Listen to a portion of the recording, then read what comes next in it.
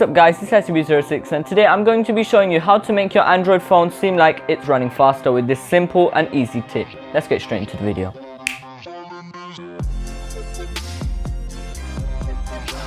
Okay guys, so here we have it, how to make your Android phone seem faster. You can see everything I'm doing right here.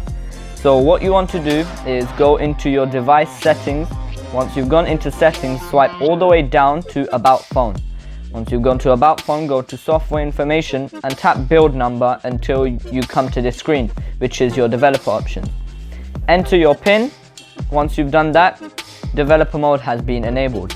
So then go back and go to developer options. Once you've got to developer options, it will show you a load of things which developers do to make the phone seem faster. I need you to go down to where it says window animation scale, transition animation scale, and animator duration scale. Change all of those to 0.5. So hold on 1 minute. So once you've changed them all to 0.5, just go home and just do what you want on your phone. It should feel like that your phone is running a bit faster. Like if I swipe down, up, open apps, it should feel like everything's opening up a bit faster. So guys, tell me if it worked in the comments, if your phone is feeling literally 2 times faster. So this is SCB06.